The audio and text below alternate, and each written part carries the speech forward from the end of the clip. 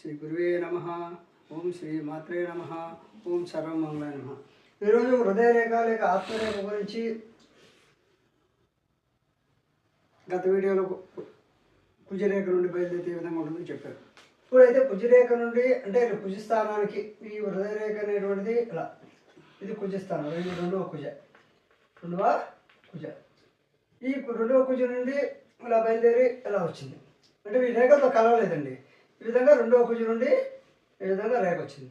రెండవ కుజ నుండి ఆత్మరేఖ లేదా హృదయరేఖ ఎవరికైతే బయలుదేరి వస్తుందో అలాంటి వ్యక్తులు యుద్ధ కార్యక్రమాలు, సాహస కార్యక్రమాలు, పరాక్రమవంతులకి కారకుడుగా ఉండను. యుద్ధ కార్యక్రమాలు కానీ, సాహస కార్యక్రమాలు కానీ, పరాక్రమంలో కానీ వంటి కార్యాలకి కారకుడవును. అదేవిధంగా మంచి హృదయరేఖ కూడా ఉండాలి. దీంతోపాటు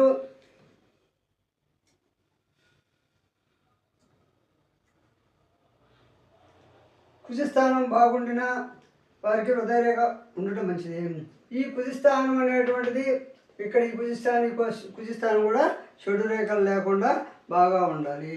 హృదయరేఖ కూడా బాగా మంచిగా చెడు లక్షణాలు లేకుండా ఉండి కుజస్థానాలు బాగుండాలి. కుజస్థానం ఎటువంటి రేఖలు లేకుండా ఇది కుజస్థానము, ఇక్కడ కుజస్థానం, ఇది చంద్రస్థానము, ఇది బుధస్థానము, ఈ మధ్య చంద్రస్థానం, ఒకటో భాగం, రెండో భాగం, ఈ విధంగా కింద దిగువ భాగం, ఈ విధంగా కుజస్థానం. ఈ కుజస్థానంలో చెడు గీతలు కానీ అడ్డగీతలు కానీ ఇటువంటి అడ్డదిడ్డమైన రేఖలు లేకుండా ఉండి ఈ హృదయరేఖ బాగా స్పష్టంగా ఉండాలి అంటే మంచిది.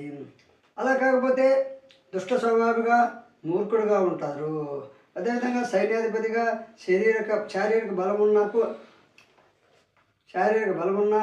కుజస్థానాలకి విశాల హృదయం కావాలి.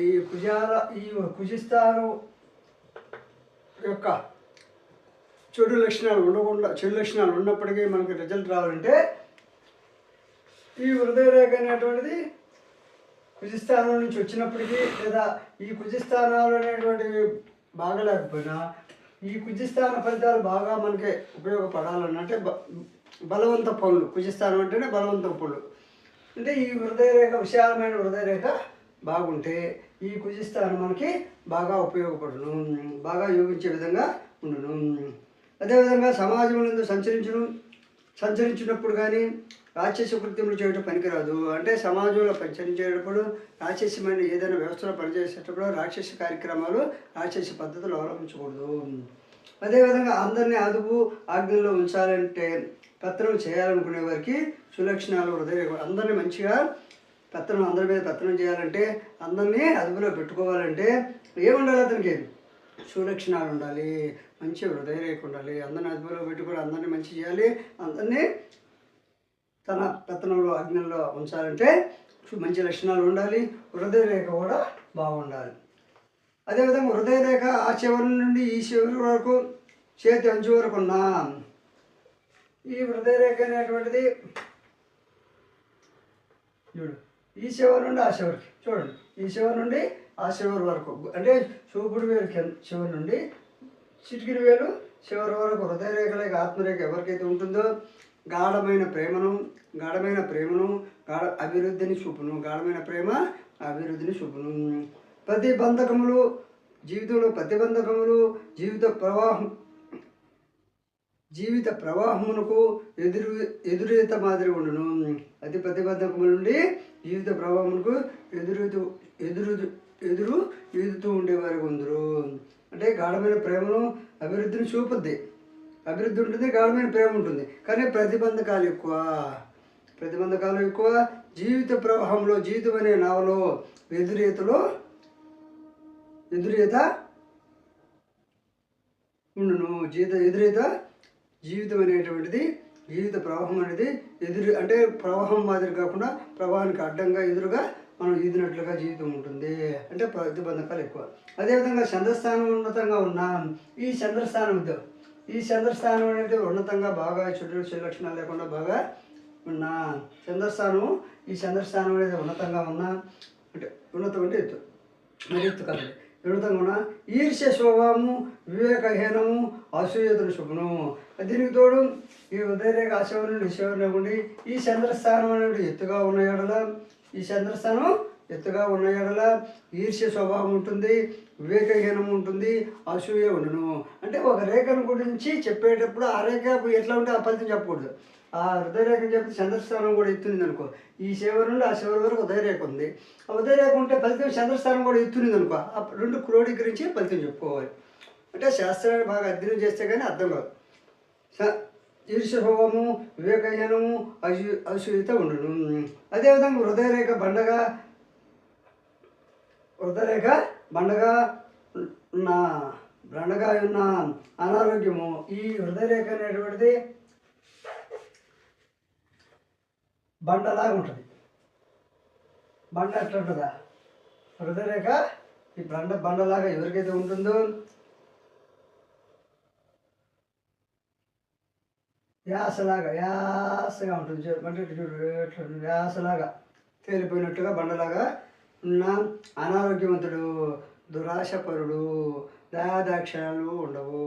ఈ విధంగా బండవారి యాసలాగా ఎవరికైతే రేఖ ఉంటుందో వారికి దురాశపరుడుగా ఉంటాడు, దయాదాక్షిణ్యాలు ఉండవు, అనారోగ్యవంతుడు ఉంటాడు. మోసం చేసి బతకడం వల్ల జీవిత లక్ష్యం. ఈ రేఖ అనేటువంటిది శస్తిస్కోణంలోకి బాగా దిగి సూర్య అంటే ఈ రేఖ చతుష్కోణాలు అంటే 4 కోణాలు. 4 కోణాలు ఇవి 1 2 3 ఈ 4 ఏళ్ళు. ఈ అంటే రేఖ బాగా దిగాలి. ఈ చతుష్కోణాలకి బాగా హృదయరేఖ దిగి ఈ 4 కోణాలకి ఈ ఆత్మరేఖ బాగా దిగి ఉన్న ఎడలా, బాగా దిగి నెల సూర్య శని స్థానంలో కింద బరువు అధికంగా ఉన్న వంపు. ఈ సూర్యస్థానము అంటే ఇలా వచ్చేసింది.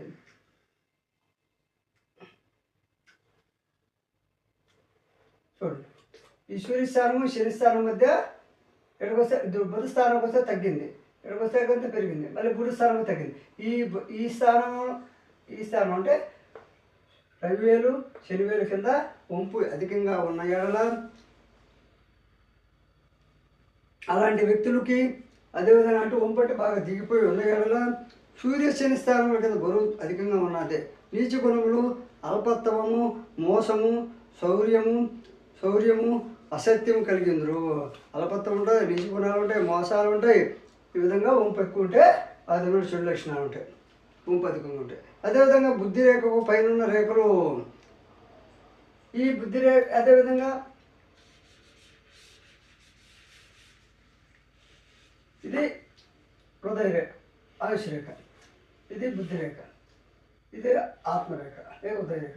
ఈ బుద్ధి రేఖకు పైన రేఖలు ఈ విధంగా పైన చూడండి. బుద్ధి రేఖకు పైన రేఖలు మనో విషయములను, ఈ బుద్ధి రేఖకు పైకి పోయే రేఖలన్నీ మనో విషయాలని, అదేవిధంగా ప్రేమ భావాల్ని, అదేవిధంగా హృదయ రేఖ మనోభావాలు ప్రేమ భావాలు తెలుపును. బుద్ధి రేఖ పైన రేఖల మనోభావాలని ప్రేమ భావాలను తెలుపును. అంటే హృదయ రేఖ కూడా మనోభావాలు, మనో విషయాలు, ప్రేమ భావాలను తెలిపేది ఈ బుద్ధి రేఖ పై రేఖలు. అదేవిధంగా హృదయ రేఖ కూడా మనోభావాలు ప్రేమ భావాలను తెలుపును. మా హృదయ రేఖ అదే బుద్ధి రేఖ పైన ఉండే రేఖలు, ఈ హృదయ రేఖ అనేటువంటివి రెండు కూడా మనోభావాల్ని ప్రేమ భావాల్ని, అంటే మనోభావాలు మనో విషయాల్ని ప్రేమ విషయాల్ని తెలుపును. బుద్ధి రేఖ కింద ఉన్న రేఖలు, ఈ బుద్ధి రేఖ ఇప్పుడు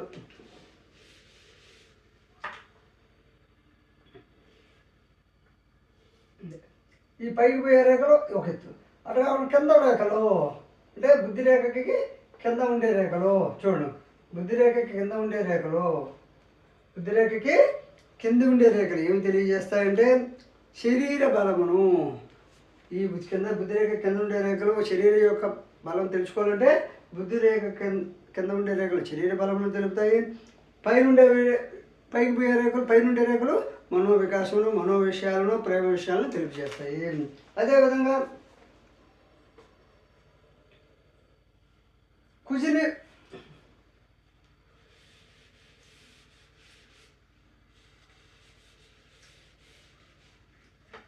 ఇప్పుడు మనకు అర్థమైపోయింది కదా. ఈ బుద్ధిరేఖ కింద ఉండే భాగాలేమో రేఖలేమో ఈ బుద్ధిరేఖ కింద ఉండే రేఖలేమో శరీర బలాన్ని, పైన ఉండే భాగం మనో విషయాలని, ప్రేమ విషయాలని తెలుపుతుంది. ఇప్పుడు హృదయ రేఖ అనేటువంటిది 13 విధాలని చెప్పాను. అంటే 4 రేఖలు ఉండి ఆత్మరేఖ, బుద్ధిరేఖ నుండి, అదేవిధంగా ద్రవిరేఖ, అదృష్ట రేఖ లేక ధనరేఖ నుండి బయలుదేరేది 4 విధాలు. అదేవిధంగా గ్రహ దెబ్బల నుండి ఒక్కొక్క దెబ్బ నుండి బయలుదేరుతూ ఉంటుంది. ఆ విధంగా బయలుదేరితే అన్నీ కలిపి 13 విధాలుగా ఈ ఆత్మరేఖ అనేటువంటిది బయలుదేరుతుంటుంది. కాబట్టి ఈ వీడియో నచ్చితే లైక్ చేయండి, షేర్ చేయండి, సబ్స్క్రైబ్ చేయండి.